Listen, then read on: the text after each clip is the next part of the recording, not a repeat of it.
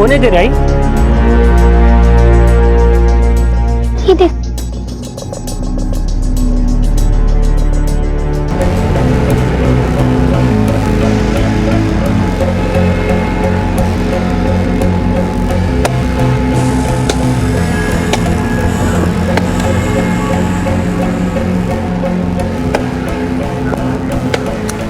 Uncle, मुझे मेरी आई से मिलना है। कौन हो तुम और कहाँ से आई हो? तुमसे किसने कहा तुम्हारी आई यहाँ रहती है? मैं पिंकी हूँ, पनाला से आई हूँ। ये देखो।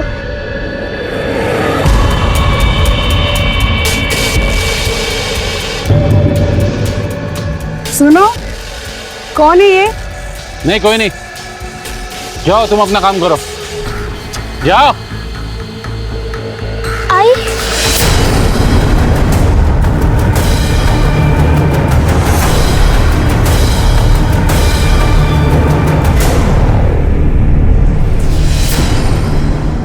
ईश्वर की दी हुई सौगातों में से एक है रिश्ते, जो हमें जन्म से मिलते हैं, जिन्हें हम चुनते नहीं। मुश्किल घड़ी में ये रिश्ते हमारा सहारा बनते हैं। माँ बाप, भाई बहन, ये वो तमाम रिश्ते हैं जो सदा अपना फर्ज निभाते हैं। शायद ही ऐसा कुछ होगा जो लालच और स्वार्थ से दूषित ना हुआ हो। और अगर ये प्रदूषण हमारे रिश्तों में भी प्रवेश कर जाए तो क्या तब भी ये दूषित प्रवृत्तियां हमारे रिश्तों के सुरक्षा कवच को भेद किए बिना रह सकती हैं? हमारा आज का ये एपिसोड गुनाह का एक नया आईना है, और इस आईने के दृश्य में वो गुनाह रेंगते हैं जो इंसान के शरीर से होते हुए उसकी आत्मा तक को निकल जाते हैं।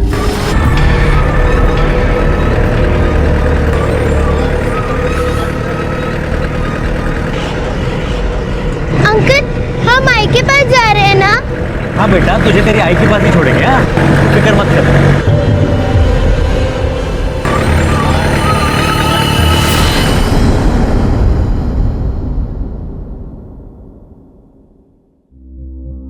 वो बच्ची नहीं, मौत है मौत। उसे मार के दफना देते ना कहीं। तुम्हारा दोनों का दिमाग घास खाने चला गया था। आहो, ये आई दिमाग खाने। क्या है? आई वो नीचे पुलिस आई है।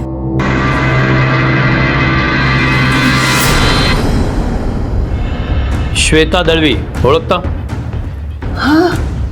हाँ साहब, वो बहन है मेरी। कल वो यहाँ आई थी? हाँ आई थी साहब। हाँ, लेकिन वो कल के कल ही वापस चली गई। हाँ। कहाँ गई? अपने ससुराल। वो यहाँ से तो निकली थी, लेकिन वहां पहुंची नहीं। उसके पति अरुण दलवी ने मिसिंग कंप्लेंट दर्ज की है। पहुंची नहीं? भाई, मुझे कुछ गड़बड़ लग रही है। मतलब? मतलब जब वो यहाँ आई थी तो बहुत रो रही थी। आई देखो ना, माँ बेटे ने मार मार के क्या हाल कर दिया है मेरा। आई बात बात पर हाथ चलाते, डंडा झूठा जो दिखा बस। आई मुझे इन लोगों से बचा लो। आई, ये लोग मुझे मार डालेंगे। आई मुझे बचा लो। चुप बेटा, रोते नहीं बेटा, चुप हो जा। आई बस कर। आई सांप जानवर की तरह मारा था उसको, फिर भी हम लोगों ने समझाया कि ऐसे घर छोड़ के नहीं आते। हम बात करेंगे अरुण और उसके आई के साथ। सांप बहुत मारा था उसको। बहुत डरी हुई थी वो, बहुत रोई जा रही थी। हमने समझाया तो अपने घर के लिए निकल गई।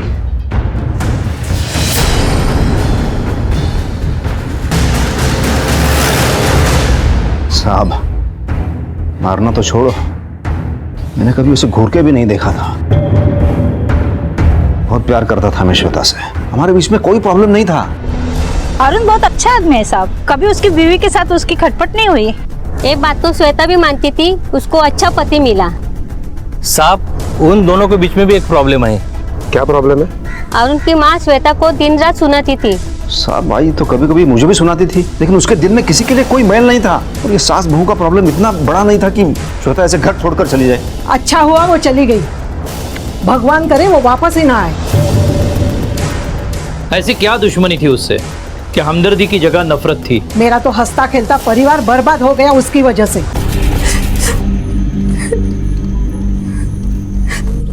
जब देखो तब आंसू बहाती थी, पता नहीं किस बात का मातम मना रही थी। तीज त्योहार पे भी कभी खुशी नहीं थी उसके चेहरे पे।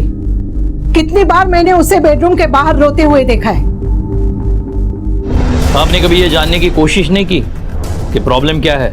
बच्चे को जन्म नहीं दे सकती थी ना, इसलिए शायद रोती होगी। मुझे पता है साहब, वो मां नहीं बन सकती। क्या? मैं जानती हूँ आपको सदमा पहुंचा है, आपके साथ धोखा हुआ है, पर मुझे माफ कीजिए। मैं झूठ बोल के अपना रिश्ता आगे नहीं बढ़ा सकती। आपका जो भी फैसला होगा वो मुझे मंजूर है। अगर आप मुझे छोड़ना चाहे तो। सुन के ऐसी खोपड़ी खसक गई थी मेरी, मन किया कि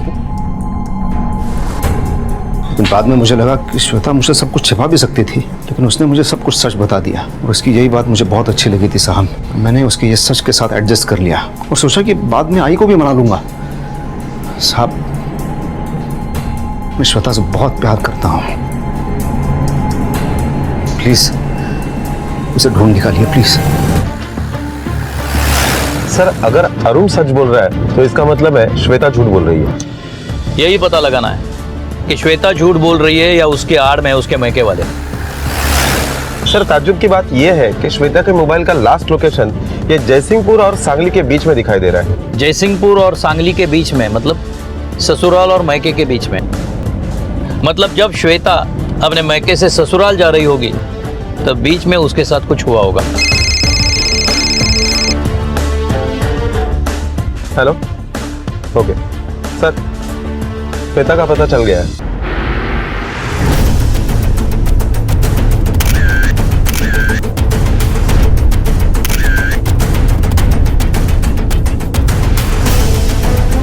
अगर ये यहाँ तक आई तो यहाँ तक पहुंची कैसे?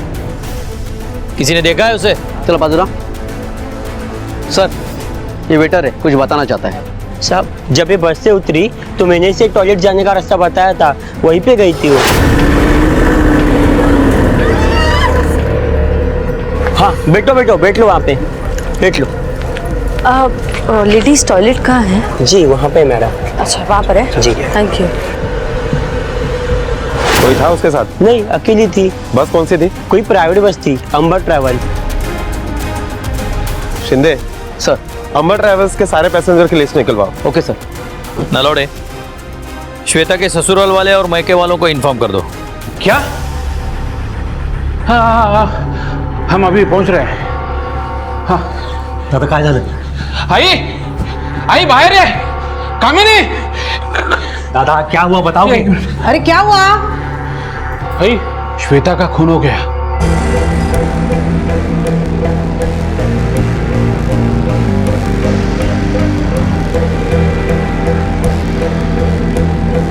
अच्छा हुआ, नरक जैसी जिंदगी से छुटकारा मिला उसे।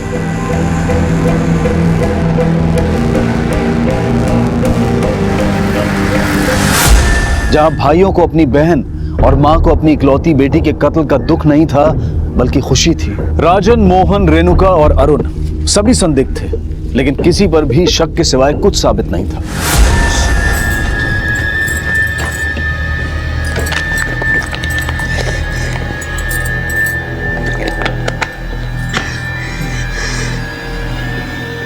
नीच लोग, किसी भी चीज की शर्म नहीं आती।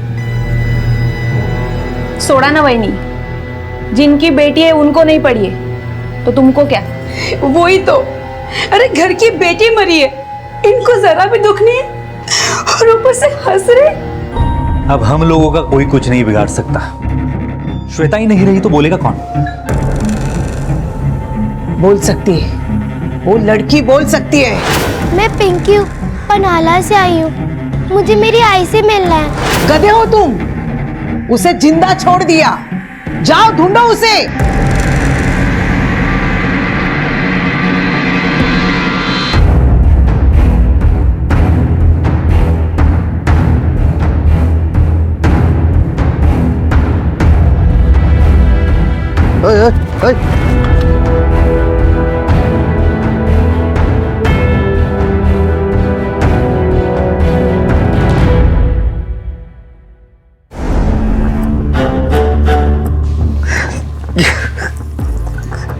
या पानी का।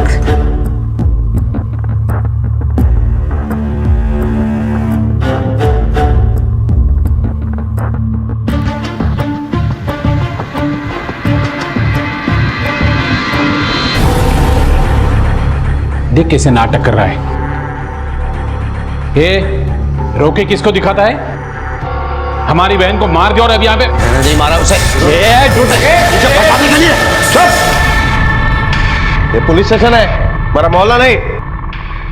मैं सच कह रहा हूँ साहब, मेरे साथ बहुत खुश थी वो, बल्कि वो महके जा रही थी तो बहुत दुखी लग रही थी। ये क्या, तुम कहीं जा रही हो? हाँ, आई के घर। कल सुबह के बस का टिकट लिया है। ये अचानक प्लान बना लिया? आई का फोन आया था क्या? नहीं, कोई फोन नहीं आया, बस मुझे उनसे कुछ काम है। अच्छा, कोई प्रॉब्लम है क्या? मैं चलूं साथ में? प्रॉब्लम ही तो पता करने जाना है, लेकिन उसके लिए मुझे अकेले जाना होगा। ये बात तूने पहले क्यों नहीं बताई? साहब मुझे लगा इस बात की कोई अहमियत नहीं होगी, मतलब माँ बेटी भाई बहन के बीच के कोई गलतफहमी हो गई होगी है बस। हम लोग के बीच कोई गलतफहमी नहीं थी, साहब झूठ बोल रही है। चुप! ये ऐसी सच्ची झूठी कहानियां यहाँ बहुत लोग बोलते हैं, लेकिन सच हमसे ज्यादा देर छुपता नहीं, समझे? जाओ अब, लेकिन यहां से गांव से बाहर जाना नहीं।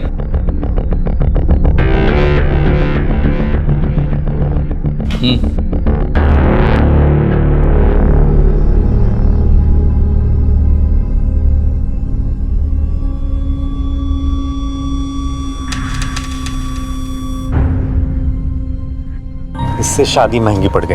क्यों पुराना दुखड़ा रो रहा है? डर मत, पुलिस को हमारे खिलाफ कुछ नहीं मिलेगा। चल। आई का फोन। कुछ बोल मत अभी, चल। हाय। अरे आई तू क्यों टेंशन ले रही है? किसी को कुछ पता नहीं चलेगा। आई किसी को कुछ पता नहीं चलेगा कि वो लड़की अपनी माँ को ढूंढ रही, तू टेंशन मत ले। चल आके बात करते।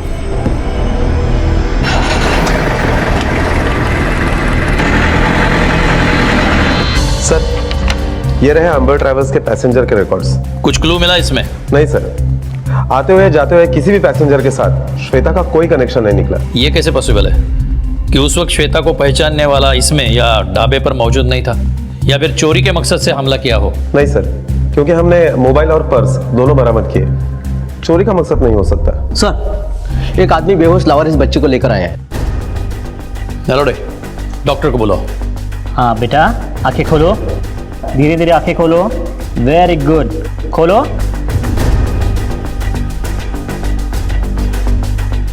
तुम्हारा नाम क्या है बेटा? कहाँ रहती हो? पता याद है? दोबारा आई का नाम लिया या हमारे घर आई तो इधर ही जंगल में गाड़ दूंगा तुझे।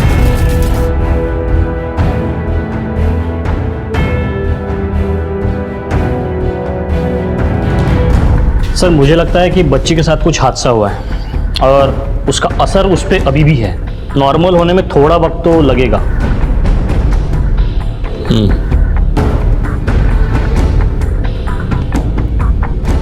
नलाउडे, बच्ची का फोटो सभी पुलिस स्टेशन में सर्कुलेट करो। हो सकता है कहीं किसी ने मिसिंग कंप्लेंट लिखवाई हो। Okay sir.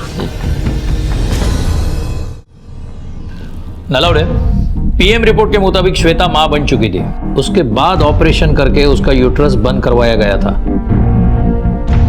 तो फिर श्वेता ने अरुण से झूठ क्यों कहा कि वो कभी मां नहीं बन सकती? सर पॉसिबल है कि झूठ श्वेता नहीं अरुण बोल रहा है। साहब मुझे उसके बारे में कुछ नहीं पता। श्वेता ने कहा था कि वो श्वेता को बच्चा कैसे हो सकता है, मुझे तो यकीन ही नहीं हो रहा है साहब। यही तो हम भी कह रहे हैं, तुझे यकीन नहीं हुआ कि उसने तुझसे झूठ कहा है और तेरा महान बनने का नाटक बीच में ही खत्म हो गया, तो इसी का बदला लेने के लिए तूने उसे मार डाला। साहब मुझे अभी आपसे ये बात पता लगी है, तो बदला किस बात का? इसका मतलब मेरा शक सही था। मतलब कुछ दिन पहले मैं मंदिर जा रही थी, तभी मैंने देखा।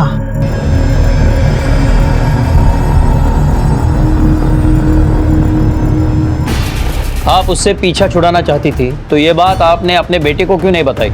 उसी दिन बताई थी, लेकिन ये उसके प्यार में इतना अंधा हो गया था कि ये बात इसके कानों तक नहीं पहुंची। अभी हम चलते हैं, लेकिन जरूरत पड़ी तो फिर से पूछताछ करेंगे।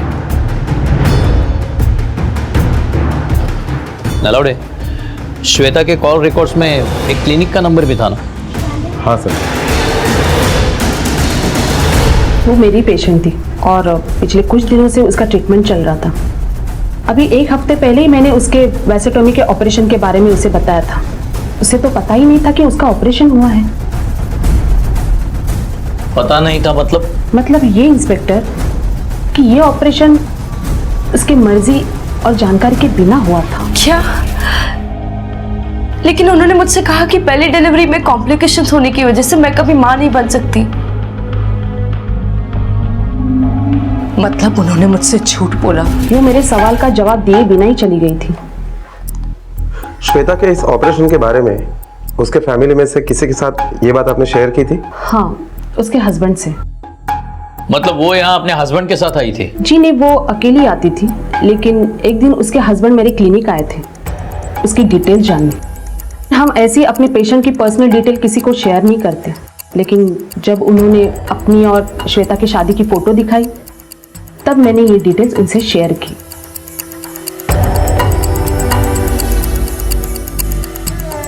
क्या ये वो आदमी था? जी नहीं, वो ये आदमी नहीं था। मैंने उसके साथ आधे घंटे बहस की थी, इसलिए मुझे उसकी शक्ल अच्छे से याद है। इस केस ने एक नई करवट ली थी जहां श्वेता के एक और पति और शादी का वजूद सामने आया था।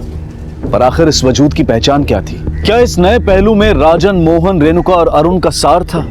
क्या भूमिका थी इस एक और शादी की श्वेता के कत्ल में? अगर डॉक्टर मधु के पास आया हुआ आदमी अरुण नहीं है तो इसका मतलब श्वेता की और एक शादी हुई है और इस दूसरे आदमी का श्वेता के कत्ल में जरूर हाथ होगा। ये दूसरा आदमी कौन है हमें सिर्फ गायकवाड़ फैमिली ही बता सकती है। नलौड़े, इस गायकवाड़ फैमिली की पूरी छानबीन करो। ये लोग सीधे सीधे मुंह खोलने वाले नहीं है और टेढ़ा करने के लिए हमारे पास सबूत नहीं है। सर, बच्ची ने खाना खा ली है, उसकी अभी हालत पहले से नॉर्मल है। कुछ बताया उसने? नहीं सर। किसी पुलिस स्टेशन में बच्ची की कोई इंफॉर्मेशन है? नहीं सर। ठीक है, तुम जाओ। ये बच्ची जब बोलेगी तब बोलेगी, तब तक हम हमारा काम करते हैं। साहब, गायकवाड़ फैमिली को 2 साल हुए हैं यहाँ शिफ्ट हुए, अभी तक तो सब ठीक ही है। नहीं साहब, ऐसी तो शांति है। कभी कभी वो लड़के को लड़की कहा सुनी हो जाती है। कौन सी लड़की? बड़े बेटे की लड़की है ना, रितु। सब टालने की कोई बात ही नहीं है, जबकि अरुण के पहले उसकी शादी थी ही नहीं तो क्या बताए ना। और अगर वो माँ नहीं बन सकती बोल के शादी करते तो लड़का नहीं मिलता, इसलिए छुपाए, बस और कुछ नहीं। और वो ऑपरेशन वो क्यों छुपाया या करवाया?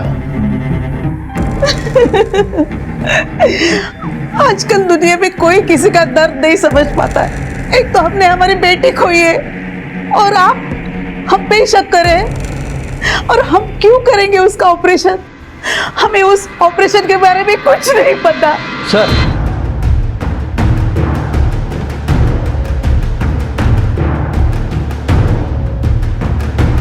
रितु आपकी बेटी है? हाँ साहब। क्यों?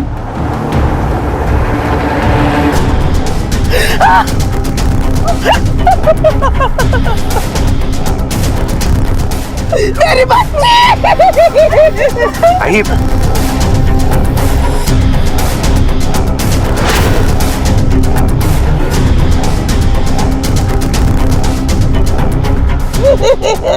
मेरे बच्चे 2-3 दिन पहले मारा है, इसलिए बॉडी सड़ चुकी है। नलौड़े, वो दाग देख रहे हो? कहीं दूर मारा है और यहाँ लाश फेंकी है। सर के पीछे वार किया है, इतनी भारी चीज से मारा है। मर्डर वेपन बरामद हुआ? नहीं सर, हमने पूरा इलाका छान मारा लेकिन कहीं कुछ नहीं मिला। पूरा एरिया सील कर दो और हथियार ढूंढ लो और ये बॉडी पोस्टमार्टम के लिए भेज दो। Okay sir.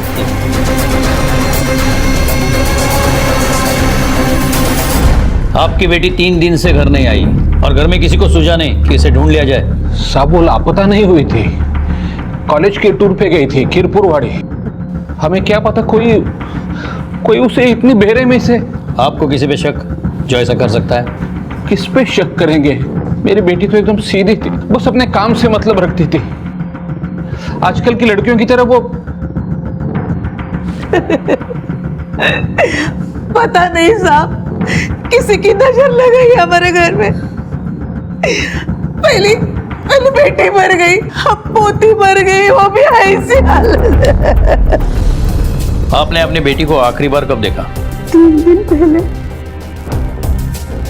जब वो टूर पर गई थी। आपके उसके साथ संबंध कैसे थे? वैसे जैसे हर माँ बेटी के होते। अच्छा, किसी से खास दोस्ती थी रितु की? नहीं साहब, मेरी रितु ऐसी नहीं थी। तो आपको क्या लगता है क्या वजह हो सकती है उसके कत्ल की? यही तो समझ नहीं आ रहा कि क्या वजह हो सकती है। सर, ये बात आपको कुछ अजीब नहीं लगी कि एक ही घर की 2 बेटियों का कत्ल हो गया? ये इत्तेफाक नहीं हो सकता। ये दोनों मर्डर्स एक दूसरे की कड़ी है और ये गायकवाड़ फैमिली कुछ ज्यादा ही स्मार्ट प्ले कर रही है। नलोड, एक काम करो, रितु के कॉलेज में जाओ और ये टूर वाली बात कितनी सच है इसका पता करो। Okay sir. सर 12 सितंबर को टूर गया था, उसमें रितु गायकवाड़ का नाम भी मेंशन है, लेकिन उस दिन वो आई नहीं थी।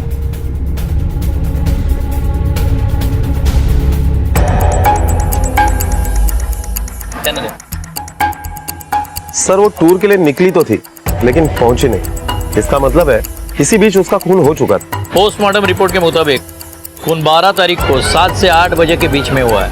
अच्छा, ये गायकवाड़ फैमिली के इतिहास में कुछ वर्तमान की झलक मिली? सर, फैमिली मेंबर में से किसी के ऊपर भी कोई क्रिमिनल केस नहीं है, लेकिन एक बात बहुत अजीब लगी सर। ये फैमिली 2-3 साल से ज्यादा किसी भी शहर में टिकती नहीं है। पहले शिलवाड़, उसके बाद कोल्हापुर, उसके बाद कराड़ और अब जयसिंहपुर।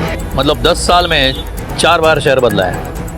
इस बदलाव की कुछ खास वजह तो पता नहीं है सर, लेकिन एक बात जरूर है, पिछले 10 सालों में इस फैमिली के रहन सहन, उठना बैठना, घर, यहाँ तक कि गाड़ियों में काफी तरक्की है। मतलब जब शहर बदला है तब तरक्की हुई है। एक काम करो नलावड़े, ये राजन और मोहन के call records निकलवाओ।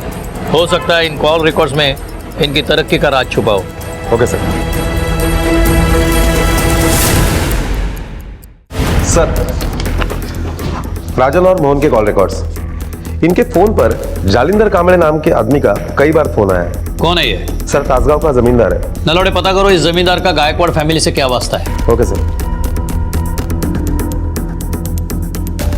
Sir, Pannala police station में इसी बच्चे की मिसिंग कंप्लेंट दर्ज है। बच्ची का नाम पिंकी है।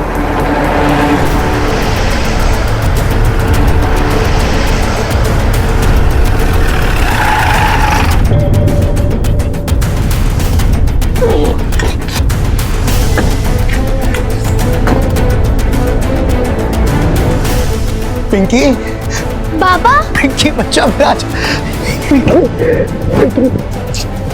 बेटा बेटा, कहाँ चली गई थी तू और क्यों गई थी? अज्जी ने कहा था कि अपनी आई के पास जा, तो मैं चली गई।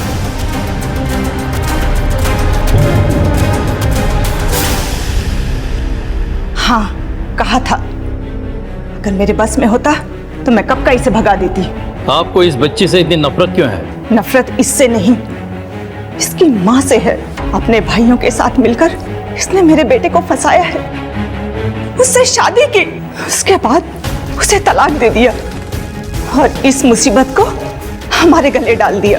जिस औरत की वजह से मेरे बेटे ने 10 साल तक शादी नहीं की, उसकी औलाद को मैं अपने घर में कैसे रख सकती हूँ? क्या नाम है उस औरत का? श्वेता गायकवाड़। साहब तब झूठ बोला था, श्वेता की एक शादी हुई थी। तुम्हारे बहन का खून हुआ है, इसका मतलब समझते हो तुम? साहब, हम डर गए थे और शादी आज की थोड़ी ना 10 साल पुरानी थी। हाँ, इसलिए लगा नहीं कि ये बात बताने जैसी है। ये बात कैसी है अब हम तुम्हें बताएंगे, वो भी जल्दी। आखिर क्या वजह थी कि एक माँ अपनी बेटी के लिए इंसाफ की मांग नहीं कर रही थी और एक भाई जो रक्षा की कसम खाता है अपने फर्ज से पल्ला झाड़ रहा था? या फिर यूं कहें कि इसके पीछे कोई लालच या स्वार्थ था। लेकिन राजेश की वजह से एक बात तो सिद्ध हो गई थी कि डॉक्टर का बयान गलत नहीं था। श्वेता का वाकई एक और पति था और जिसके पास उसके कत्ल का मकसद भी था। यही मकसद अरुण का श्वेता के अतीत को लेकर हो सकता था। जायज नाजायज, दृश्य अदृश्य मकसद के दायरे में श्वेता की माँ और भाई भी थे। सर, 10 साल से मैंने श्वेता की शक्ल तक नहीं देखी, आप मुझे ऐसे। डॉक्टर, यही है ना श्वेता का पति? जी नहीं, वो ये नहीं है। ये नहीं है तो और कौन है? सर मैं आपको बोल रहा हूँ, मैं नहीं था। 10 साल हो गए गायकवाड़ फैमिली मेरी कुंडली में नाक बन के बैठी हुई है। सर पहले तो बेवकूफ बना के वो पैसे हट लिए उन्होंने, और अब ऐसे फंसा रहे हैं। कौन से पैसे? सर 2004 में मेरी और श्वेता की शादी हुई थी और हमारे बीच कोई प्रॉब्लम नहीं थी सर, सब कुछ बहुत अच्छा चल रहा था। फिर वो प्रेग्नेंट हुई और अपनी पहली डिलीवरी के लिए अपने मायके चली गई। सर फिर एक दिन अचानक उसके भाई मेरे घर आए और क्या भाव? ए चुप, तुझे मालूम था ना श्वेता प्रेग्नेंट है, फिर भी मारा उसको? मारा? ये मत समझ कि वो अकेली है, उसके भाई है उसके साथ। ये क्या बकवास कर रहे हैं आप लोग? किसने कहा आपसे ये सब? चल रहे हैं, नाटक मत कर। मैंने खुद देखे श्वेता के मार के निशान, कितना रोती है वो, मालूम है? लगता है ये हाथ की बात समझेगा। अरे हाथ क्यों चलाना, कानून है ना। अब तू देख, घरेलू हिंसा के मामले में कैसे सारी जिंदगी तू जेल में चक्की पीसेगा। अगर जेल जाने से बचना चाहता है ना तो 10 लाख रुपए दे और खत्म कर। सर 10 लाख देने के बाद श्वेता ने मुझे तलाक दे दिया। फिर जब पिंकी पैदा हुई तो दोनों भाई उसे मेरे पास छोड़ गए, ये बोलकर कि वो मेरी जिम्मेदारी है।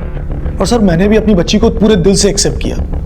फिर आज तक किसी चीज की कमी नहीं होने दी मैंने उसे। क्या कमी होने नहीं दी? 2 वक्त का खाना तक नहीं दिया। वो होती ना तो बताती आपको, वो घर उसके लिए नरक था।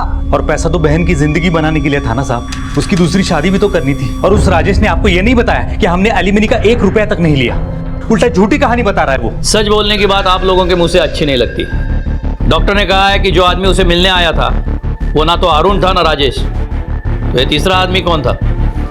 साहब वो हमें मालूम नहीं, लेकिन यकीन कीजिए हम लोग सच बोल रहे हैं। लगता तो नहीं है, क्योंकि अभी अभी हम जालिंदर कामले से ही मिल के आए। सर राजन की बेटी ऋतु के साथ मेरे लड़के की शादी तय हुई थी। शायद शादी लड़की की मर्जी के खिलाफ हो रही थी। मैंने बोला भी था उसे अगर कोई प्रॉब्लम हो तो बता दे, मेरे लड़के के लिए और भी रिश्ते हैं। लेकिन ना वो रिश्ता तोड़ रहा था ना शादी की तारीख पक्की कर रहा था। क्या ऋतु की शादी उसकी मर्जी के खिलाफ हो रही थी? हाँ साहब, लेकिन बेटी की शादी करना कोई गुनाह तो नहीं है ना। शादी करना नहीं, लेकिन जबरदस्ती शादी करना गुनाह है। एक तो तुम्हारी बहन की शादी कंट्रोवर्सी में है, ऊपर उसका खून हुआ है। तुम्हारे बेटी ने शादी को मना कर दिया है, उसका भी खून हो गया। कहीं ऐसा तो नहीं ऋतु ने शादी के लिए ना किया इसलिए तूने उसका खून कर दिया? Honour killing. चलो तुम्हें किसी से मिलवाते हैं।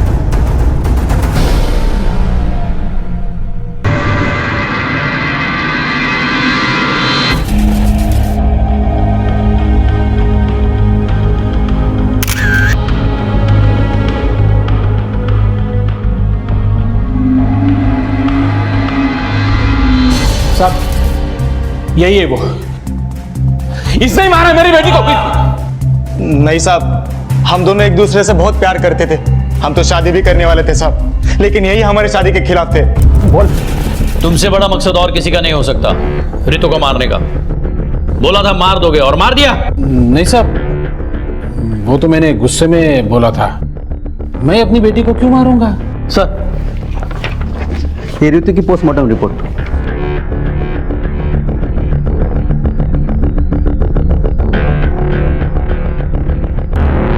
अपने पूरे करियर में कत्ल का ऐसा हथियार पहली बार सुना मैंने। हाँ सर, रिपोर्ट पढ़ने के बाद मुझे भी बहुत अजीब लगा, लेकिन ऋतु के सिर पर मंदिर के घंटी से ही वार किया गया है। सर मंदिर के मान्यता के मुताबिक ऋतु ने देवी माता के दर्शन करने के बाद मंदिर के पीछे जाकर माथा टेका होगा और कातिल ने उसी मौके का फायदा उठाया होगा और उसके बाद कातिल ने बड़ी सफाई से मंदिर की घंटी को साफ करके जगह पर रख दिया।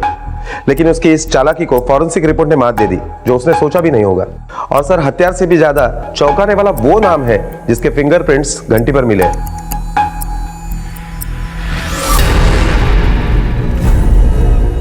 ये आप क्या बोल रहे हैं इंस्पेक्टर साहब?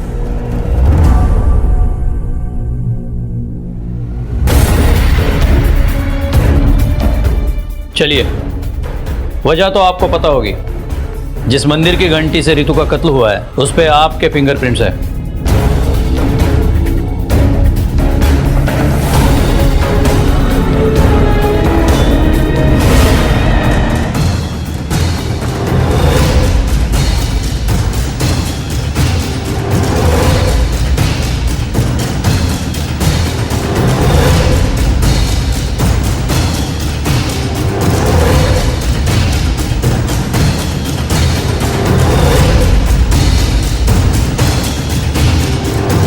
हाँ सर, यही था।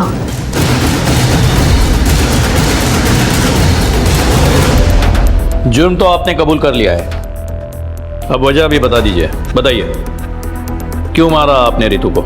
वजह मैं नहीं बता सकती। देखिए हाँ नलौड़े बोलो। सर वो स्केच रेडी हो गया है। एक काम करो, ये गायकवाड़ फैमिली जहाँ जहाँ शिफ्ट हुई है वहाँ के आसपास के लोगों को वो स्केच दिखाओ, कोई ना कोई तो उसे जरूर पहचानेगा। Okay sir.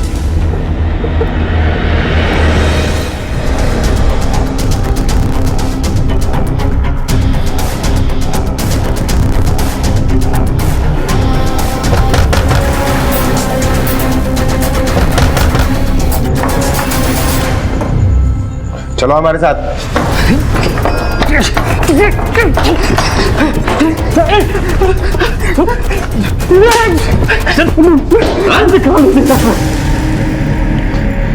हाँ साहब, मैंने ही मारा था श्वेता को।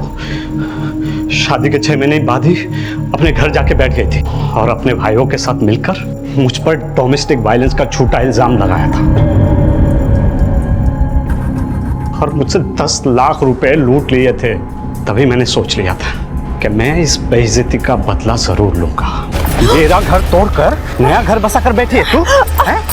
तुझे क्या लगता है तू अपने भाइयों के साथ मिलकर मुझ पे 498A लगाने की धमकी देकर मुझसे 10 लाख रुपए लूट कर ऐसे चैन से बैठ जाएगी? हैं? अविनाश, मैंने ऐसा कुछ नहीं किया, मेरा यकीन करो, तुम कुछ गलत समझ। गलती है ना? गलती मैंने की है तुझसे शादी कर कर, और वो गलती मैं अब सुधारूंगा तुझसे बदला लेकर। मैंने उसे ढूंढा, उसका पीछा किया, फिर उस पर नजर रखी, और जब डॉक्टर मधु से मुझे उसकी ऑपरेशन और डिलीवरी के बारे में पता चला तब मेरी खोपड़ी और भनक गई थी। उन सब लोगों ने मुझे मिलकर बेवकूफ़ बनाया। मैंने उसके घर पर नज़र रखी हुई थी। जब 11 तारीख को वो जयसिंहपुर निकल गई, जाते वक्त मुझे मौका नहीं मिला, लेकिन आते वक्त मुझे मौका मिल गया।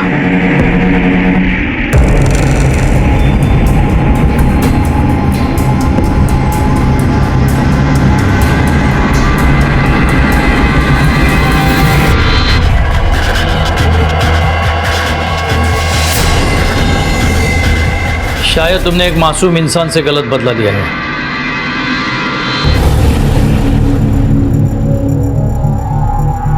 मुझे वो वजह पता चल गई जिस वजह से तुमने अपने बेटी को मार दिया।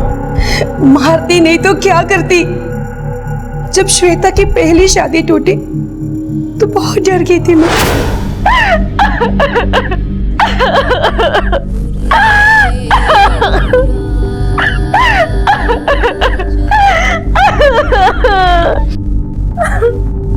श्वेता, अब तू ही बता, तलाक के अलावा और कोई रास्ता है क्या? पर भाऊ, मैं कैसे उसे? क्या उसे? तू उसे तलाक नहीं देगी ना तो भी एक दिन तुझे छोड़ देगा वो। और तू आई के बारे में सोच, आई की कितनी बदनामी होगी। भाऊ, मैं बात करूंगी उससे, सब ठीक हो जाएगा, मैं समझाऊंगी उसे। अरे उठना मेरे बाप, आई इंतजार कर रही है।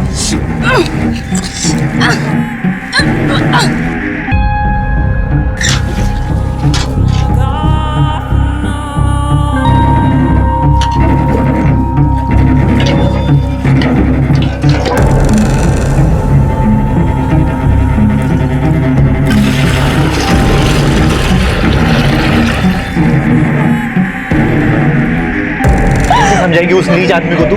और सिर्फ अपने बारे में नहीं, आई के बारे में सोच। हाँ? हम तीनों को उसने संभाला है, कितनी मेहनत से घर खड़ा किया है। बदनामी हो गई ना तो मर जाएगी वो।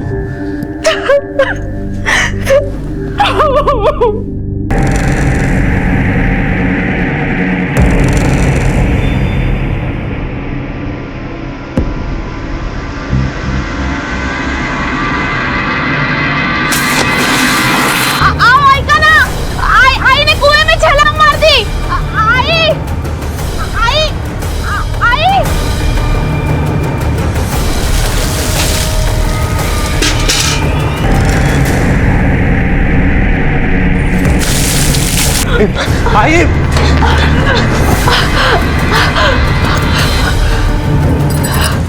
हे देवा, मेरे नसीब की सजा मेरी आई को मत देना।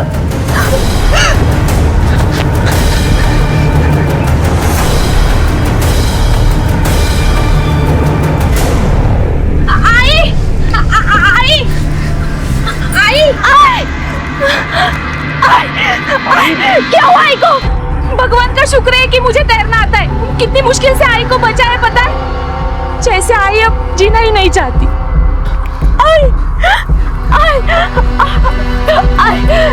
आई तो बोलती ना तो मैं उसे तलाक दे दूंगी, पर तुम मरने के बारे में सोचना भी मत। आई आंखें खोल।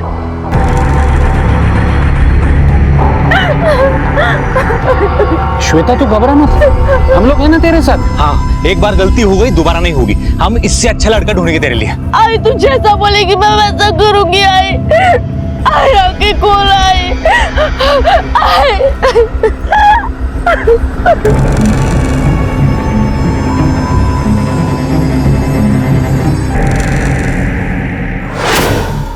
उसके बाद एक पे एक शादी, फिर तलाक।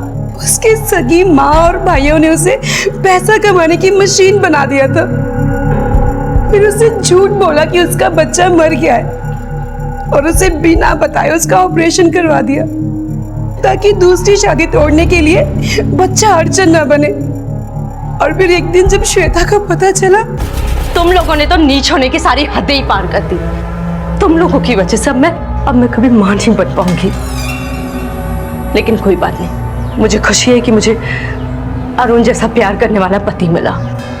लेकिन अगर आइंदा से किसी ने मेरे घर की तरफ देखने की भी कोशिश की तो मैं ये भूल जाऊंगी कि तुम दोनों मेरे सगे भाई और आप मेरी माँ हो। मैं सीधा पुलिस के पास जाऊंगी। याद रखना तुम सब। ये क्या पागल है क्या? क्या समझाएंगे अब इसको? जाने दे रही, 30 की हो गई। अगर शादी तोड़ी ना उसने तो हमें बिठा के खिलाना पड़ेगा। तेरी रीतू है ना, वो अब अपना फर्ज निभाएगी। हाँ माँ, लेकिन वो अभी बहुत छोटी है। इसकी उम्र तक तो रीतू की 7-8 शादियां हो सकती है। तुमने पहले अपनी बहन की जिंदगी बर्बाद कर दी, अब अपनी बेटी की करना चाहते हो? कुछ तो शर्म करो। बकवास मत कर, ये तो धूंगा रख के चल। और जब मुझे रीतू को बचाने का कोई रास्ता नजर नहीं आया तो मैंने ये फैसला किया कि मैं रीतू को वहां भेज दूंगी जहां ये लोग चाहकर भी उसका सौदा न कर पाए।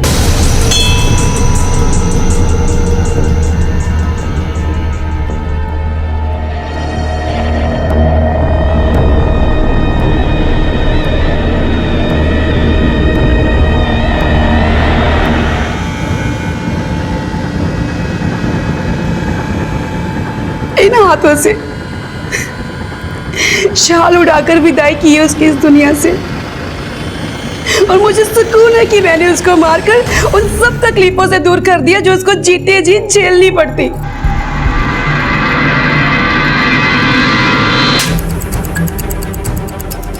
चार शादियां, वो भी पेट पालने के नाम पे, अय्याशी के लिए।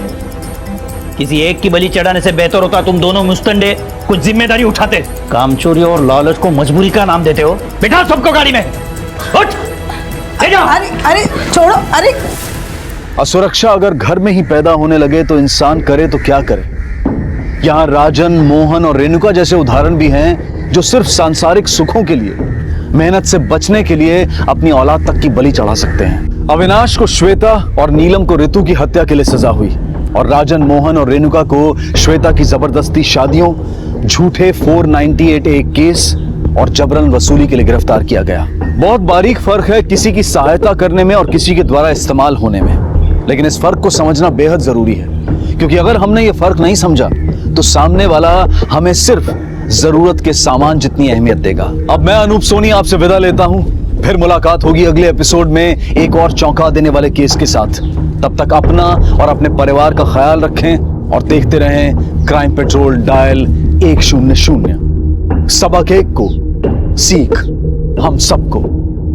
जय हिंद। समंदर की सतह पर अगर कोई हलचल ना नजर आए तो ये समझने की गलती नहीं करनी चाहिए कि समंदर शांत है। उस शांत सतह के नीचे कई बेचैन लहरें और कई बड़े तूफान छिपे हो सकते हैं। जिंदगी की फितरत भी ठीक ऐसी ही होती है और उसे देखने का हमारा नजरिया भी। कई बार रोजमर्रा की सतही जिंदगी जीने में हम इतने मसरूफ हो जाते हैं कि उन उठती लहरों की तरफ हमारा ध्यान ही नहीं जाता जो कल किसी तूफान में बदल सकती हैं। समंदर में आए तूफान की वजह कुदरत होती है, लेकिन जिंदगी में आए तूफान का कारण हम खुद होते हैं। गलत फैसले या फैसलों को लेने में देरी, गलत परिस्थितियों का या गलत शख्स का सामना करने की बजाय उसे अनदेखा करना, ये वो सारी वजहें होती हैं जो जुर्म के लिए जमीन तैयार करती हैं। और ऐसी ही जमीन पर उगे जुर्म की कहानी आज हम आपको दिखाएंगे, जो है मुंबई की रहने वाली स्वाति बाबूराव जंगम की।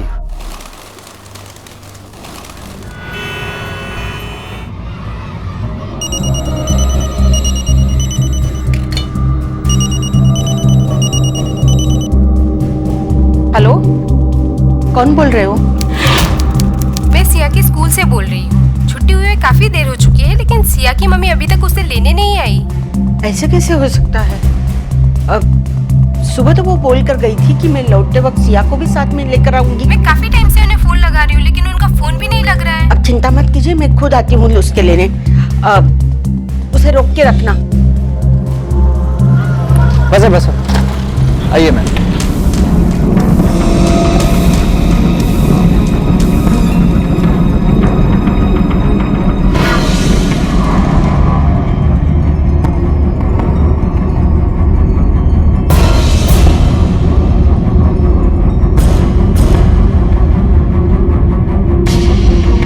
भाई साहब, जरा जल्दी चलना प्लीज, जल्दी चलो। काय झालं राणी, उदास की हूँ? डब्यात कांदे पोहे दिले होते, पूरा खत्म किया ना? आज आप इतना लेट क्यों आए आजी? सब चले गए थे, मैं अकेले बची थी। और आपको पता है ना कि मुझे अकेले में कितना डर लगता है। हाँ गुड़िया, आइंदा ऐसी गलती नहीं होगी। टाइम पे आ जाऊंगी। लेकिन आज आप क्यों आए लेने? मम्मा क्यों नहीं आई? मम्मा को थोड़ा काम था, इसलिए मम्मा नहीं आई। हाँ, मैं आई हूँ ना। चल, कल से मम्मा आएगी। हाँ आंटी, मैंने आपको बोला था ना कि स्वाति मैम तो सुबह से ही नहीं आई। घर से तो यही बताकर निकली थी कि वो काम पर जा रही है, पर नहीं आई। तो कहाँ गई होगी? क्या हुआ आजी, कुछ हुआ है क्या? नहीं, कुछ नहीं। चल बेटा। स्वाति बिटिया को देखा? नहीं देखा। किसी इमारत की नींव सरकने का इमारत पर जो असर होता है, ठीक वैसा ही हाल होता है उस परिवार का जिसका मुखिया, जिसका कर्ता धर्ता कहीं चला जाता है या गायब हो जाता है। स्वाति की आई और उसकी मासूम बेटी सिया के साथ भी ऐसा ही हो रहा था। अपनी माँ के लौट आने का इंतजार करती सिया का इंतजार खत्म होने का नाम ही नहीं ले रहा था। और उसकी आई की तमाम कोशिशों के बाद भी ये सवाल ज्यों का त्यों अपनी जगह बरकरार था कि आखिर स्वाति थी कहाँ।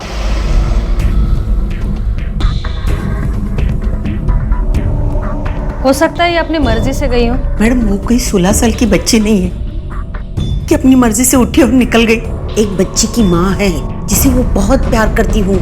मैं हूँ, वो हमें छोड़कर कहीं नहीं जा सकती। और कौन कौन है आपके परिवार में?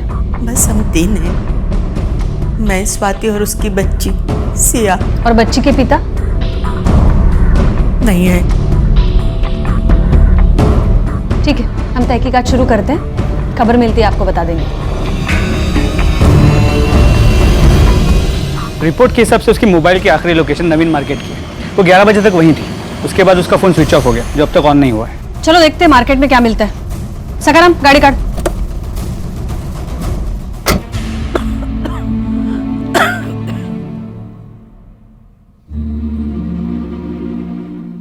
देख गुड़िया, आज शाम को कौन सी सब्जी खाएगी? भिंडी की बनाऊं? तुझे बहुत पसंद है ना बेटा। और हाँ, पूरन पोला भी बनाते थे। चने की दाल वो तो है, चल बनाएंगे आज। अरे अभी कौन आया? किसका फोन? हेलो? नहीं, उसे स्कूल नहीं भेजा, मेरा मन नहीं कर रहा था उसे अकेला छोड़ने का। हाँ, कुछ होगा तो बता दूंगी जरूर। सुनो, आज के आज मेरा घर खाली कर दे। वैसे भी आप लोगों की अभी औकात नहीं है ना रेंट भरने की। कल से तुम्हारी लड़की गायब है, पता नहीं आएगी भी या नहीं, कहीं मर तो नहीं गई। जो हुआ अच्छे के लिए हुआ, उसकी औकात नहीं थी सोसाइटी में रहने की। चल बेटा, मुझे कल के कल मेरा घर खाली चाहिए।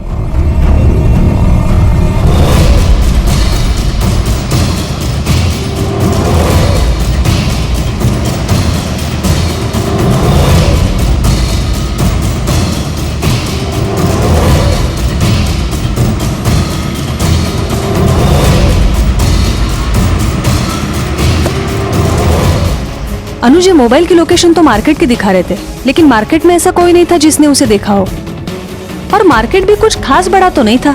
उसके पार्लर का एड्रेस है हमारे पास, वहाँ जाके देखें। चलो। पहले आप मुझे बताओ कि सब लोग मम्मा के बारे में इतना बुरा बुरा क्यों कहते हैं? नहीं बच्चा, ऐसा नहीं बोलते। तेरी मम्मा बहुत अच्छी है। लगता है तेरी मम्मी आ गई। 1 मिनट है बेटा।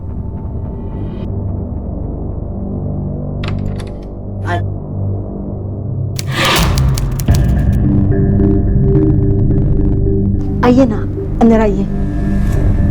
वॉचमैन से पता चला कि मेरी वाइफ ने आपके साथ बहुत बदतमीजी की। उसकी तरफ से मैं आपसे माफी मांगने आया हूँ। ठीक है। आपका जब तक जी चाहे आप आराम से यहाँ रह सकती हैं, मैं हूं ना।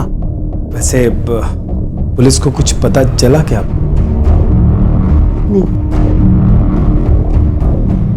स्वाति मैम उस पूरे दिन नहीं आई। मैंने आंटी को भी बताया था, आई मीन उनकी मदर को भी यही बोला था।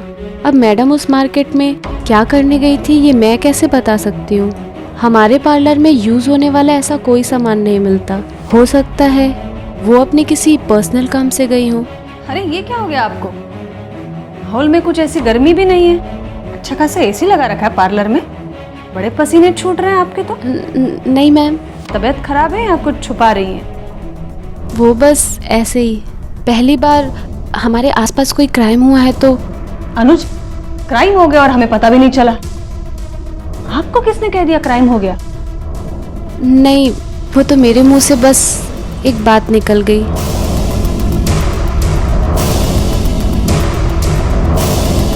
नजर रखो इस पर। ओ मैडम।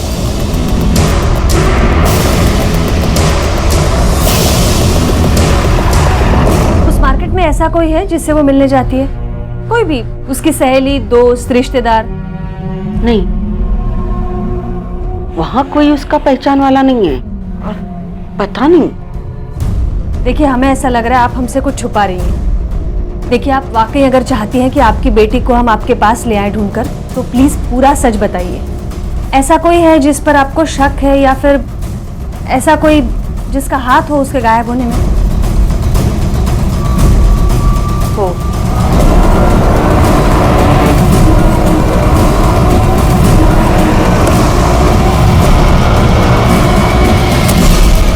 के बारे में मुझसे क्या पूछ रही हो? मेरा कुछ लेना देना नहीं उसके साथ। कमाल है सुरेश पाटिल, पति हो तुम उसके। नहीं, मान लिया कि सेपरेट हो गए हो, लेकिन लीगली डिवोर्स तो नहीं मिला है, तो कानून के नजर में तो पति हुए। अब पत्नी के बारे में पति को नहीं पूछेंगे तो और किसे पूछेंगे, है ना? अब एक बात सुन लो, जितना पूछा जाता है सिर्फ उसका जवाब दो। आखिरी बार कब मिले थे स्वाति से? याद नहीं। और अभी आप लोग जाओ यहाँ से। मुझे क्यों टेंशन देती हो? अब याद आएगा। बोल, आखिरी बार स्वाति से कब मिला? 1 महीने पहले शायद। देखो, मुझे किसी भी हाल में डिवोर्स चाहिए, मतलब चाहिए, बस। स्वाति, बात समझने की कोशिश करो। हमारी एक छोटी बच्ची है। मुझे कोई फर्क नहीं पड़ता। तो ठीक है, मेरा जवाब भी सुन लो। डिवोर्स नहीं दूंगा तो नहीं दूंगा। अच्छा, तो 1 महीने पहले तू उससे मिला था, वो इनकी तारीफ? हम साथ में रहते हैं। अच्छा, तो ये भी तुम्हारी तरह शादीशुदा है या फिर? खैर, 24 घंटे में तूने क्या किया इसकी सारी डिटेल्स मुझे चाहिए अभी। 2 दिनों से मैं घर पे ही हूँ, बाहर भी नहीं गया मैं। किसके साथ? जी। क्या बोल रहा है ये, सच है? हाँ मैडम, सच है ये बात। बड़ा ही अजीब आदमी है ये सुरेश। एक गैर औरत के साथ अपने घर में रह सकता है, लेकिन अपनी बीवी को तलाक नहीं दे सकता। एक काम करो, इसकी सारी इंफॉर्मेशन निकालो, प्रोफेशनल और पर्सनल। ओ मैडम, 1 मिनट। हेलो।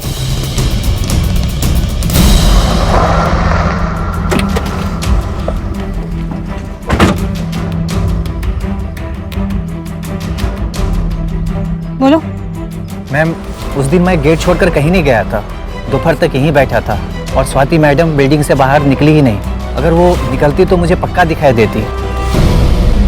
अनुज, पूरी बिल्डिंग छान मारो। हो मैडम, चल।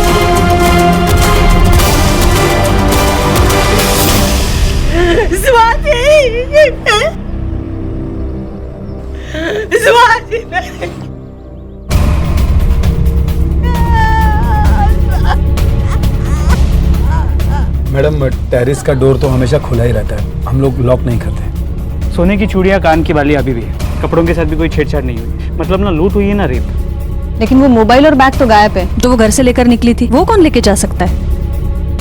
ठीक है, आप जाइए, हम नीचे आते हैं। चला, हमें गुमराह करने के लिए फोन ले जाना, ये बात तो समझ में आती है, लेकिन ये बैग क्यों? उसमें इतना क्या इंपॉर्टेंट हो सकता है? और बाहर से कोई इंसान आकर मारने से पहले या मारने के बाद स्वाति को टेरेस पे ले जाता है और किसी को पता भी नहीं चलता। तो बात कुछ अजीब है। हो सकता है बाहर से कोई आया ही ना हो, बिल्डिंग में रहने वाला कोई हो तो सकता है अनुज, लेकिन दावे के साथ नहीं कह सकते। मर्डरर या मर्डर का मोटिव दोनों या दोनों में से एक स्वाति से जुड़े होने चाहिए। स्वाति मेरी बच्ची। क्या हुआ आजी, आप क्यों रो रहे हो? मम्मा कहाँ है? बेटा तेरी आई अभी कभी नहीं आएगी। क्यों नहीं आएंगी? आपने उससे मेरी शिकायत की।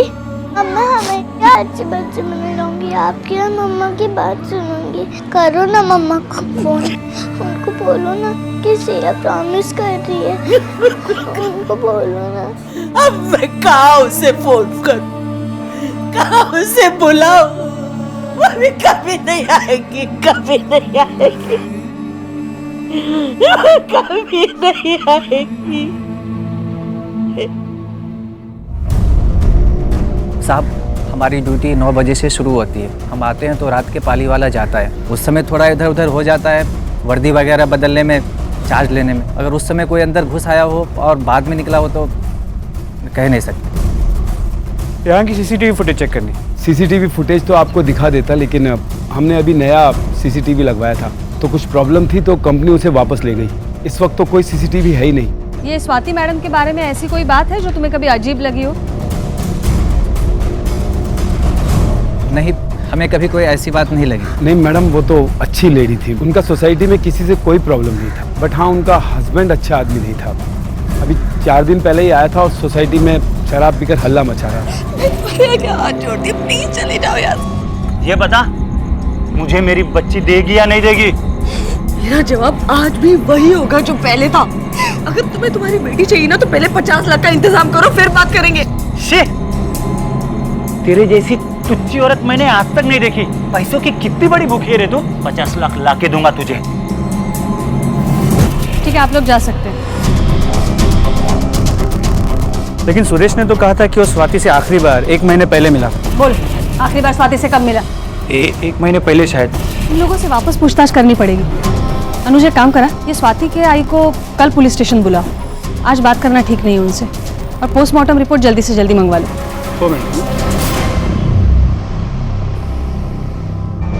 पोस्टमार्टम रिपोर्ट के हिसाब से स्वाति की मौत सर पे लगे चोट की वजह से हुई थी। Most probably iron rod. और सर पे 1 नहीं बल्कि 2 जबरदस्त वार किए गए। पहले वार में तो ज्यादा नुकसान हुआ नहीं, लेकिन दूसरे वार में स्कल के टुकड़े होकर ब्रेन में घुस गए, जिसकी वजह से उसकी इंस्टेंट डेथ हो गई।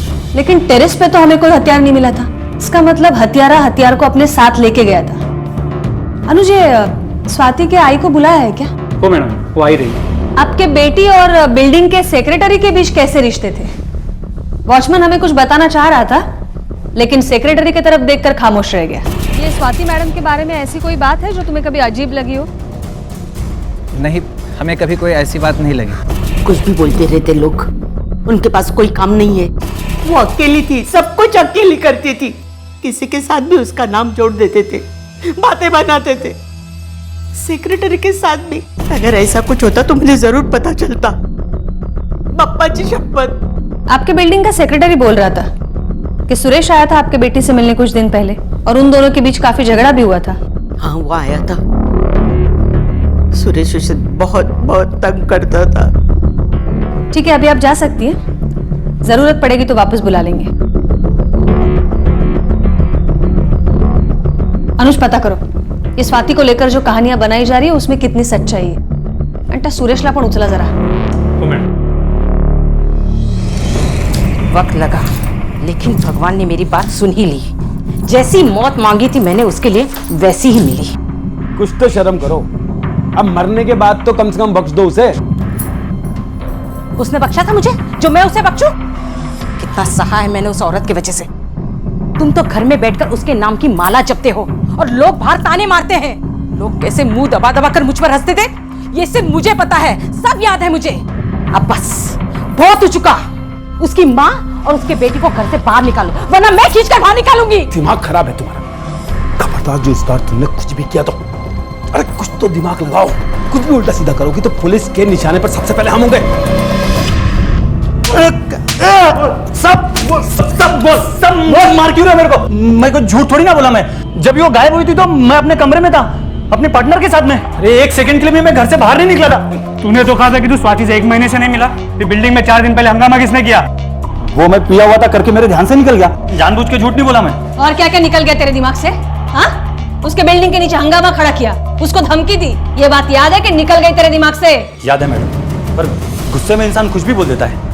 मैंने भी बोल दिया पर कुछ गलत नहीं बोला मैंने। वो थी इसी लायक। पैसों के पीछे भागने वाली लालची औरत थी वो। कम में तो उसका कुछ होता ही नहीं है, फिर चाहे वो पैसा हो या फिर मर्द। न जाने कितने लोगों के साथ उसके संबंध थे। जैसे? नाम नहीं पता मुझे सबका, पर मुझ पे भरोसा नहीं है ना आपको तो बिल्डिंग के लोगों से पूछो, उसके सब बताएंगे आपको।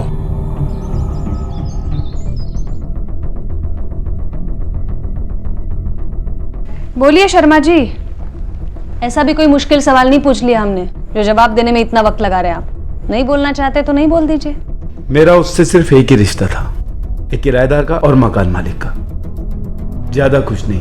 लेकिन ये सोसाइटी वाले कुछ अलग बता रहे हैं। सोसाइटी वालों का क्या है मैडम, जो मुंह में आता है बोल देते हैं। लेकिन मेरी उससे मुलाकात महीने में सिर्फ एक ही बार होती थी, जब वो चेक देने आती थी, बस। पूरी बात बता दो ना, क्यों छुपा रहे हैं? बताओ ना। इनका दिल साफ था लेकिन उस औरत के मन में दाग था इनको लेकर, इसलिए लोग बातें बनाने लगे थे इन दोनों के बारे में। क्या बोल रही है ये? आप कुछ बोलना चाहेंगे? मिस्टर शर्मा ये कुछ और बता रही हैं, आप कुछ बोल नहीं रहे हैं। इससे तो यही लगता है कि स्वाति के लिए सॉफ्ट कॉर्नर था आपके दिल में। क्यों? देखिए, मैं कुछ भी कहूंगा तो आप लोग गलत ही समझेंगे, इसीलिए मैं चुप था। और एक मरी हुई लड़की के बारे में उल्टा सीधा बोलने का क्या मतलब है? इसके अलावा और कोई भी बात नहीं थी मैम। अनुज, जी सुरेश की हिस्ट्री के साथ में उसके कॉल रिकॉर्ड्स और बैंक अकाउंट में मंगवाओ जरा। ओ मैडम। देखो और क्या क्या मिलता है। Yes ma'am. मैम। हाँ। आप पूछ रही थी ना कि मैंने कुछ अजीब देखा कि नहीं। हाँ। हमारे शर्मा साहब की बीवी ने जीना हराम कर दिया था स्वाति मैडम और उनके पूरे फैमिली का। जिधर भी देखती थी पकड़ लेती थी, कोई भी मौका नहीं छोड़ती थी और गंदी बात जो बोलती थी पूछो ही मत। लेकिन उसकी क्या दुश्मनी इन लोगों के साथ? उनको लगता था कि उनके पति और स्वाति मैडम में कोई लफड़ा है, इसका ही बदला लेती रहती थी। और कुछ जानते हो? नहीं, बस इतना ही पता था। ठीक है, जा सकते हो। चला।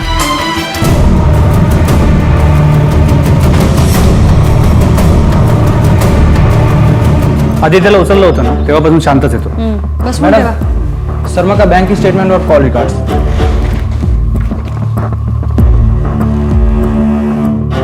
अनुज, ये कॉल में तो कुछ ज्यादा बातें नहीं हुई है इनकी।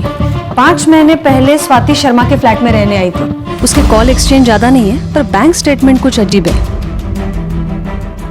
उसने पहले महीने में रेंट का चेक दिया है और 1 लाख रुपए भी भरे, शायद डिपॉजिट हो सकते हैं। दूसरे महीने में भी रेंट का चेक दिया है। उसके बाद कोई एंट्री नहीं है। उल्टा ये शर्मा ने 1 लाख रुपए ट्रांसफर किए हैं। हो सकता है ये वही पैसे हैं जो स्वाति ने डिपॉजिट के तौर पर दिए थे। ये 3 महीने में ऐसा क्या हुआ होगा कि स्वाति के ऊपर शर्मा इतना मेहरबान हो गया? एक मिनट मैम। हाँ रवि बोल। ठीक है तो वही रुक, मैं भी आता हूँ। मैम रवि का फोन था, कुछ इन्फॉर्मेशन है, बुलाया है। ठीक है, तुम रवि से मिलो, तब तक मैं ये बैंक स्टेटमेंट की सच्चाई निकलवाती हूँ। जी मैम। ये क्या कह रही है आप? स्वाति ने 3 महीने का किराया नहीं दिया और डिपॉजिट भी वापस ले लिया। मुझे तो इसके बारे में कुछ भी पता नहीं है, उसने कुछ भी नहीं बताया। सलाम साहब। कहाँ है? वो सामने वाला घर।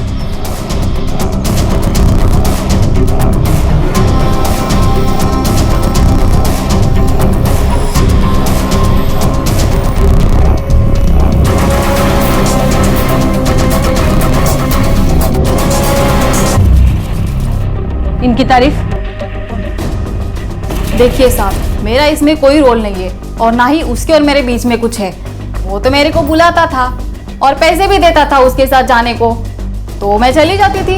ये तो मेरा धंधा ही है ना साहब। और जिस दिन की आप बात कर रहे हो ना, उस दिन भी बुलाया था उसने मेरे को, फिर घर पे छोड़ के बिठा दिया और फिर बोला तू आज आराम कर और आज मैं तुझे पैसे भी दूंगा बिना मेहनत किए। उस दिन मतलब वो दिन जब स्वाति गायब हुई थी? हाँ साहब, और वो उस दिन अपना मोबाइल फोन भी छोड़ कर गया था।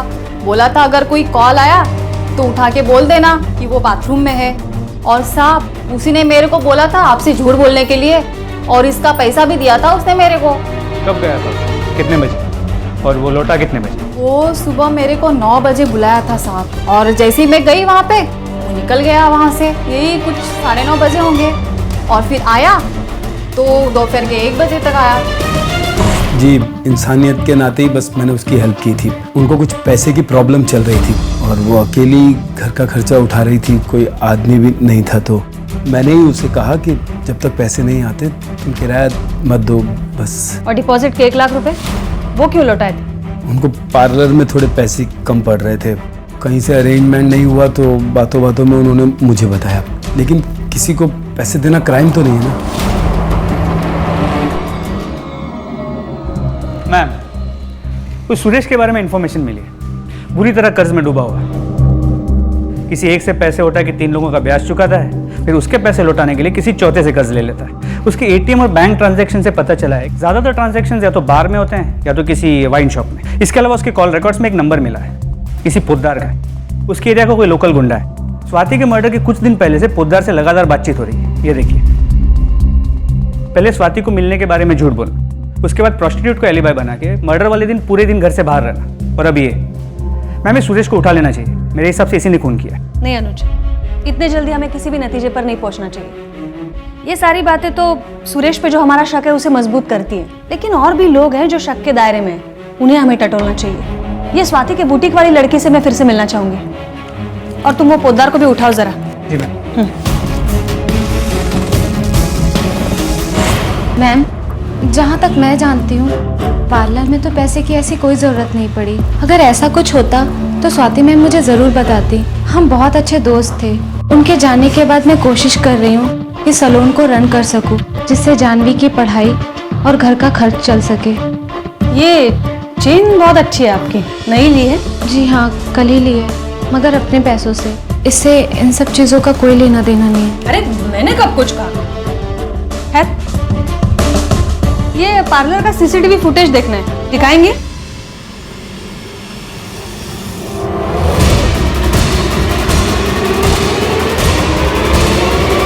रुक!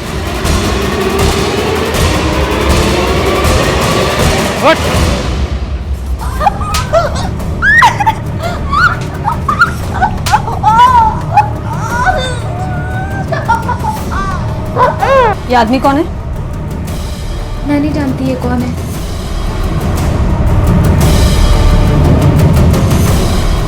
उस दिन से लेकर आज तक की सारी फुटेज डिलीट है। तुमने डिलीट की? नहीं मैम, मैंने नहीं की। मुझे तो ये सब आता भी नहीं। मुझे नहीं पता ये सब किसने किया। खुदा कसम, मैंने ये सब नहीं किया। आप मुझे इन सब चीजों में मत फंसाइए। हट बोल रहा हूँ मैं। खबरदार, मेरी बच्ची को हाथ लगाया तो वो मेरी और मेरी बेटी की बच्ची है, तेरा कोई हक नहीं। मेरी बेटी नहीं रही तो क्या हुआ? मैं उसे संभालूंगी, मैं उसे पालूंगी। लेकिन अपनी बेटी के साथ मिलकर उसे पैदा नहीं किया ना, तो क्या हुआ? मैंने किया है, इसलिए जितना हक तेरी बेटी का है ना, उतना ही हक मेरा भी उस पे है। देखता हूँ कैसे रुकते मुझे। ये आखिरी मौका है तुम्हारे पास सच बोलने का, और अगर माहौल की जरूरत है तो ये बना देंगी। और वैसे भी इस जगह का उसूल है, चाहे भी तो कोई झूठ नहीं बोल सकता यहाँ। अब आप बोलेंगी या फिर घोर पड़े? मैं आपको सब सच बता दूंगी। मैं नहीं, कुछ नहीं मैम, प्लीज मैम, वो स्वाति मैम का हस्बैंड था। वो स्वाति का हस्बैंड कैसे हो सकता है? उसका हस्बैंड तो सुरेश है। दोस्त हो ना तुम उसकी, तो पता नहीं तुम्हें? नहीं मैम, वो स्वाति मैम का हस्बैंड था। स्वाति मैम ने मुझे खुद बताया था। एक बार काम करते करते उनकी फाइल में मैम की और उनके हस्बैंड की फोटो मिली थी, तो मैंने पूछा मैम से, ये कौन है? ये मेरे हस्बैंड है। स्वाति मैम के डेथ के बाद भी वो मुझसे मिलने आता था। डेथ नहीं, मर्डर। हाँ वही मर्डर। वो मर्डर के बाद भी मिलने आया था और उसने बोला कि सीसीटीवी से सारी फुटेज डिलीट कर दो। उसने मुझे 30,000 रुपए भी दिए। उसने बोला और तुमने फुटेज डिलीट कर दिया?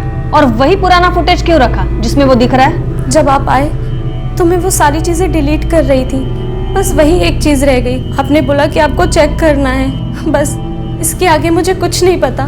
कौन है, कहाँ से आया, क्या करता है, मुझे कुछ नहीं मालूम।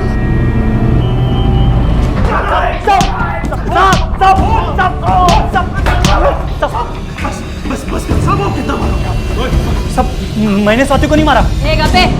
स्वाति के मर्डर के टाइम पे तेरे मोबाइल की लोकेशन चेक की हमने। मर्डर के टाइम उधर ही था तू, बिल्डिंग के आसपास। और स्वाति के मर्डर से पहले कब कितनी बार तूने इसे फोन किया है, कितनी देर इससे बात की है, पूरा हिसाब है हमारे पास। बची तेरी वो गर्लफ्रेंड जिसके साथ तू मर्डर के दिन 12 घंटे पहले और 12 घंटे बाद था, उसने भी हमारे सामने मुंह खोल दिया है। तब मुफ्त में हड्डियां तोड़वाने में कोई मतलब नहीं है। हम ये तो जानते हैं कि तुम लोगों ने किया क्या, कैसे किया है, बता। मेरी प्लानिंग थी, पर उसको मारने की नहीं, उसे सबक सिखाने की, उसका किडनैप करने की। उस दिन पोद्दार के साथ स्वाति की बिल्डिंग के नीचे मैं भी था। काफी देर इंतजार किया हमने, पर वो नहीं आई। बाद में हमें पता चला कि वो गायब हो गई है, और फिर खबर आई कि उसका मर्डर हो गया है। उसके मर्डर की खबर सुनकर तो मैं खुद शॉक हो गया था, पर मैंने उसको नहीं मारा। सच बोल रहा हूं मैं सब। अनुज, इन दोनों पर स्वाति के किडनैपिंग का प्लानिंग का चार्ज लगाओ और 8 टका दोगाना। ओ मैडम। और तब तक वो फुटेज वाले दूसरे पति को ढूंढते हैं। देखिए, इसे पहचानती हैं? लगता है इसे कहीं देखा है, लेकिन याद नहीं आ रहा है। देखिए, दिमाग पर थोड़ा जोर डालिए। स्वाति के कातिल को पहचानने के लिए इसको पहचानना बहुत जरूरी है। कोई भी पुरानी पहचान, जैसे कि स्वाति का कोई पुराना दोस्त हो या फिर कोई पुराना दुश्मन। अरे ये तो साहिर है, इतने सालों बाद स्वाति के साथ।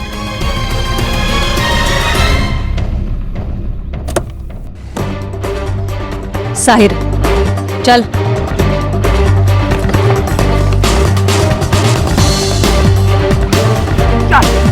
चल। हो गई तेरी नौटंकी, अब चले। गाड़ी टकायला। मैम, वो अफेयर था मेरा स्वाति के साथ, उसकी शादी से पहले, पर हमारा ब्रेकअप हो चुका था। वो हमेशा शक करती रहती थी और एक दिन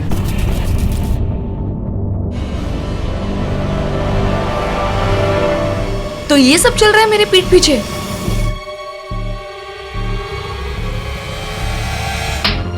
शर्म नहीं आती तुम्हें? अब देखो मैं तुम्हारे साथ क्या करती हूँ। Just wait and watch. मेरी मंगनी हो चुकी थी मैम, पर मैंने सोचा कि शादी से पहले उसके साथ मैं टाइम पास तो कर ही सकता हूँ, लेकिन उसको सब पता चल गया। उसने जाकर सब कुछ मेरी मंगेतर को बता दिया। मेरी मंगनी टूट गई थी मैम, बेइज्जती हुई अलग। तो मैं गया स्वाति के पास, उसके पार्लर पे, उसको सबक सिखाने के लिए। काफी बहस हुई हमारी वहां पर, हाथापाई भी हुई थी, पर फिर मैं वहां से चला गया। पर जब मैंने न्यूज़पेपर में रिपोर्ट पढ़ी उसके मर्डर के बारे में, तो मैं डर गया मैम। मुझे लगा अगर वो सीसीटीवी फुटेज पुलिस के हाथों में लग गया तो उसके मर्डर का शक तो डेफिनेटली मेरे पे ही जाएगा। इसलिए मैंने रेशमा को पैसे दिए और सीसीटीवी फुटेज डिलीट करने होगा। इसके अलावा मैं कुछ नहीं जानता मैम। मैंने स्वाति को नहीं मारा है। इनफैक्ट उस दिन के बाद मैं कभी भी उसकी बिल्डिंग के या उसके पार्लर के आसपास भी नहीं गया। आप चाहे तो चेक कर सकते हैं। इसे जिंदगी की सच्चाई कहें या ईश्वर का वरदान कि हादसा चाहे कितना भी बड़ा क्यों ना हो, वो कुछ वक्त के लिए जिंदगी की रफ्तार को थाम तो सकता है, लेकिन उसे हमेशा के लिए रोक नहीं सकता। लड़खड़ाते कदमों से ही सही, लेकिन जिंदगी फिर से चलने लगती है। स्वाति की आई और सिया की रुकी हुई सी जिंदगी भी अब चलने लगी थी। अपनी माँ का अपने करीब ना होना सिया को खलता तो जरूर था, लेकिन धीरे धीरे उसे इसकी आदत पड़ने लगी थी। दूसरी तरफ सिया की खातिर आई ने भी उसकी जिम्मेदारी को अपनी जिंदगी मानकर जीना शुरू कर दिया था। स्वाति के लौट आने की आस ने टूटकर एक नया रूप ले लिया था। वो चाहती थी कि स्वाति के कातिल का किसी भी तरह से पता चल जाए और उसे सजा मिले और उनकी बेटी को इंसाफ। पुलिस भी यही चाहती थी, लेकिन उनके लिए दिल्ली अभी बहुत दूर नजर आ रही थी। जो लोग कभी स्वाति से जुड़े थे, जो उसकी जिंदगी पर रोशनी डाल सकते थे, वो खामोश थे, इस डर से कि कहीं ऐसा करना खुद उन्हें किसी मुसीबत में न डाल दे। और दूसरी तरफ कुछ ऐसे भी लोग थे जो उसकी मौत से बदले हुए हालात का फायदा उठाना चाहते थे।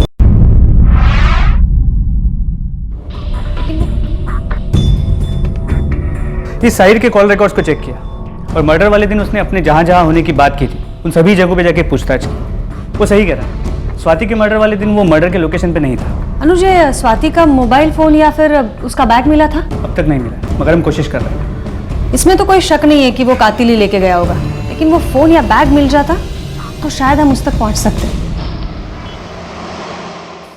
मैम, स्वाति का फोन ऑन हो गया। IMEI नंबर से ट्रैक कर लिया है कि वो कहाँ है। चला। जी मैडम, इस फ़ोन को उस आदमी ने मुझे बेचा था। वो आदमी थोड़ा सा बूढ़ा सा था। पहचानते हो उसे? पहचानता नहीं, पर पता चल जाएगा। ये देखिए आप। एक और नया सस्पेक्ट। मैडम, ये तो मेरा आदमी है, स्वाति का बाबा। क्या? हाँ, मेरा पति बाबूराव जंगम सालों पहले मुझे और स्वाति को छोड़ के चला गया अपने गांव सातारा। फिर कभी मुड़कर नहीं देखा, लेकिन वो किसी का कत्ल नहीं कर सकता, इतनी हिम्मत नहीं है उसमें। बसा। आता सगळं खरं खरं सांगायचं पटकन। बोल। मैम साहब, स्वाति हर महीने 1000 रुपये मनी ऑर्डर से मुझे भेजती थी। जब 2 महीने से रुपये नहीं आए तो मैं मुंबई चला आया। जब उसके घर पे पहुंचा, वो घर से बाहर निकल रही थी, तिलर आ गए। छत पे जाके बात करने को बोला। मैं छत पे गया मैम साहब और गुस्से से चीखा चिल्लाया, क्यों तूने 2 महीने से रुपया नहीं भेजा? कितनी तकलीफ हो रही है मुझे।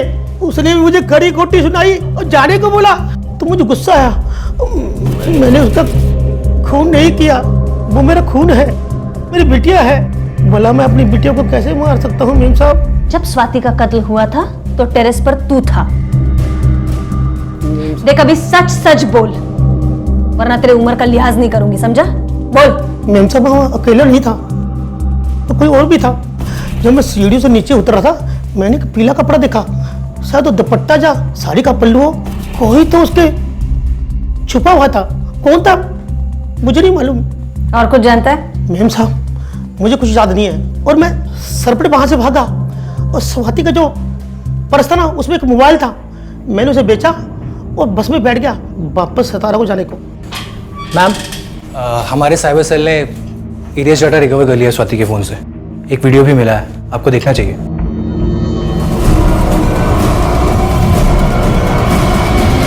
बहुत घुमाया तूने हमें। फरिश्ता है ना तू? अकेले औरतों का मदद करने का शौक है तुझे। और क्या बोला था? स्वाति से महीने में सिर्फ एक बार मिलता है, सिर्फ एक बार। सर प्लीज प्लीज मानिए, मैं बताता हूँ ना आपको सब कुछ। चल बोल अभी। मैडम, मैं एक दिन उसके घर किराया लेने गया था। उसे देखकर मैं बहक गया था।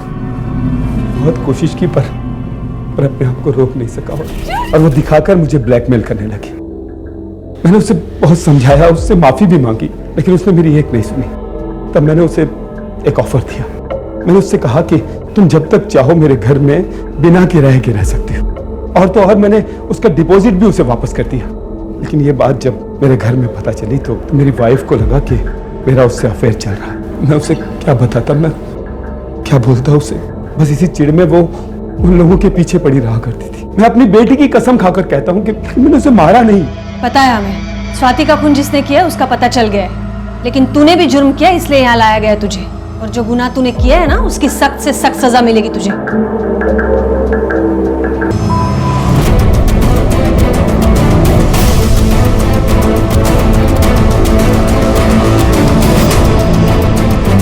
पक गई थी मैं मम्मी पापा के वही रोज रोज के झगड़ों से। वो घर में झगड़ा करते और बिल्डिंग वाले बातें बनाते, और ये सब उस औरत स्वाति की वजह से हो रहा था।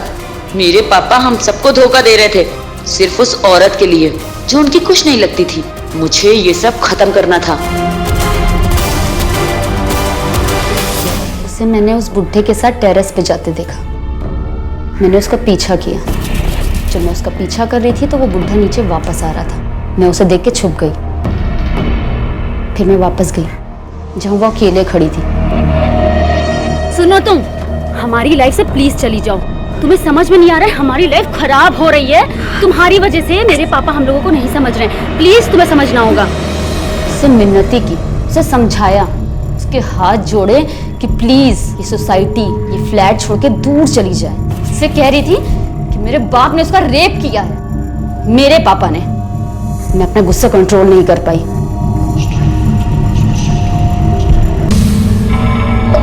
मैं बहुत डर गई थी। मुझे समझ नहीं आ रहा था मैं क्या करूं।